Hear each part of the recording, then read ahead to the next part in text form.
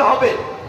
সেই লক্ষ্যে শুধুমাত্র সংবিধান সংশোধন করে, সংবিধানের মূল কিছুকে ঠিক রেখে, পারিপার্শ্বিকতাকে সংশোধন করে বাংলাদেশকে একটি গণতান্ত্রিক রাষ্ট্রে উন্নীত করা সম্ভবপর নয়।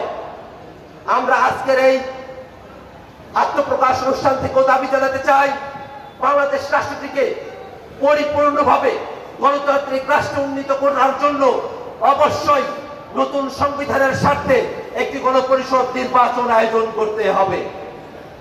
সুপ্রিয় উপস্থিতি, যেসব শহীদেরা, যেসব জুলাই যোদ্ধারা 24-এর আন্দোলনে জীবন দিয়েছেন, আহত হয়েছেন, তাদের ব্যাপারে বাংলাদেশ রাষ্ট্র এখন পর্যন্ত শতভাগ দায়িত্ব নিতে ব্যর্থ হয়েছে। আমরা সরকারের কাছে আহ্বান রাখতে চাই, জুলাই যোদ্ধা এবং জুলাই শহীদেরা তাদের পরিবারকে যথোপযুক্ত রাষ্ট্রীয় মর্যাদা এবং সুযোগ সুবিধা প্রদান করতে হবে। সে জুলাই যুদ্ধের সময়, অভ্যুত্থানের সময় জগন্নাথ বিশ্ববিদ্যালয়ের ভাইয়েরা, জগন্নাথ বিশ্ববিদ্যালয়ের শিক্ষার্থীরা যে গুরুত্বপূর্ণ ভূমিকা পালন করেছে, সেটাকে ভুলে যাবার কোনো সুযোগ নেই।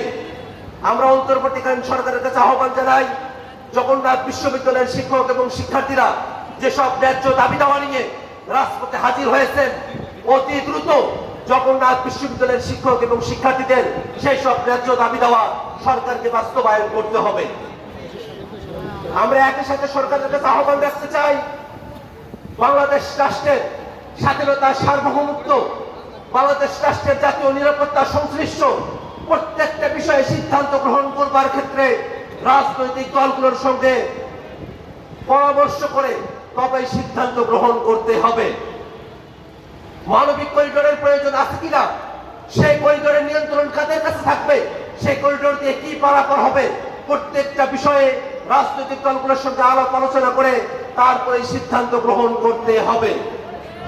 সংগ্রামী উপস্থিতি, বাংলাদেশ রাষ্ট্রে, বাংলাদেশে যারা গণহত্যা করেছে, মানবতা বিরোধী অপরাধ করেছে, অপরাধের দায়ে বাংলাদেশে যাদের রাজনৈতিক কার্যক্রম নিষিদ্ধ হয়েছে, সে আওয়ামী লীগের পক্ষে ভারতে আমরা দেখেছি ভারত সরকার উদ্বেগ প্রকাশ করেছে।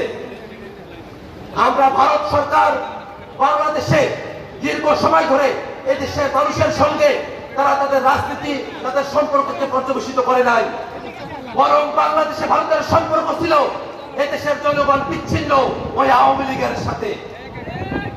আমরা ভারত সরকারের কাছে আহ্বান রাখবো, বাংলাদেশে বাকশালী ফেসিবাদী, স্বৈরতান্ত্রিক গণহত্যাকারী, মানবতা বিরোধী অপরাধী আওয়ামী লীগের সঙ্গে আপনাদের যে সম্পর্ক, সেই সম্পর্ক ছিন্ন করে এদেশের মানুষের সঙ্গে সম্পর্ক তৈরি করতে হবে।